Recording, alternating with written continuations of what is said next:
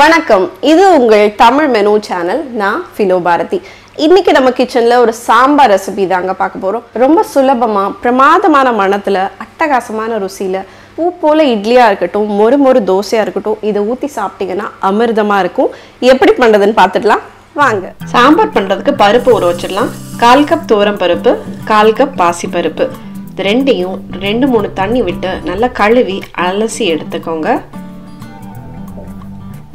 1/4 cup so மொத்தமாக சேர்த்து 1/2 cup பருப்பு சேர்த்துருக்கிறேன். அது கூட 4 பல் பூண்டு, 2 பச்சை மிளகாய், 3 மடங்கு தண்ணி விட்டுட்டு கொஞ்சமாக 1 டீஸ்பூன் எண்ணெய் சேர்த்துட்டு இது விசில் விட்டுடுங்க. ஒரு 3 விசில் விட்டுடுங்க. 2 தக்காளி, இந்த சைஸ் தக்காளியை மிக்சர் ஜாரில் சேர்த்துட்டு நல்லா ஃபைனாக அரைச்சி எடுத்துக்கோங்க.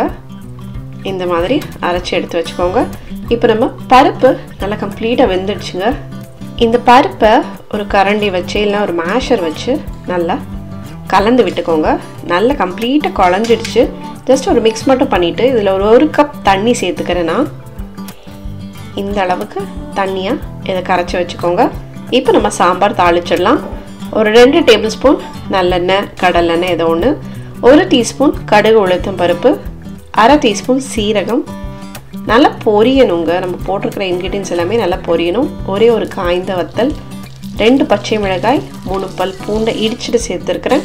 கொஞ்சமாக கருவேப்பிலை சேர்த்துட்டு அது கூட ஒரே ஒரு பெரிய வெங்காயத்தை இந்த மாதிரி பொடியாக நீள வாக்கில் நறுக்கி சேர்த்துருக்கிறேன்.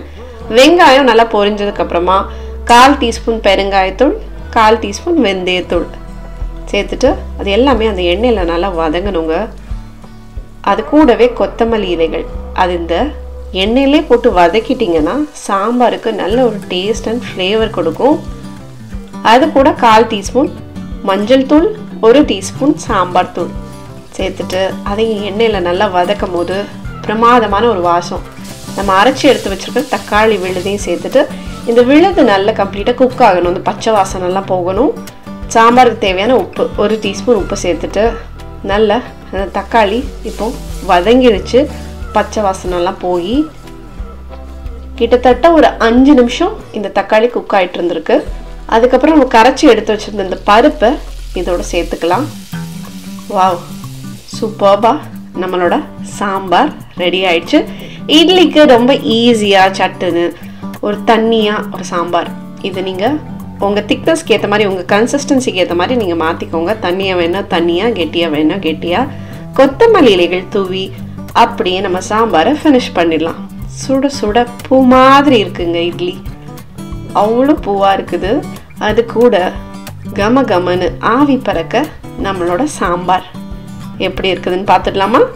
அந்த பூ மாதிரி இருக்கிற இட்லி அந்த சாம்பாரில் அப்படியே பிசைஞ்சு சாப்பிட்டீங்கன்னா வேற என்னங்க வேணும்? வாவ், செம்மையா இருக்குங்க. சூப்பராக இருக்கு. கண்டிப்பாக ட்ரை பண்ணி பாருங்க. மீண்டும் சந்திப்போம். நீங்களும் சமைக்கலாம்.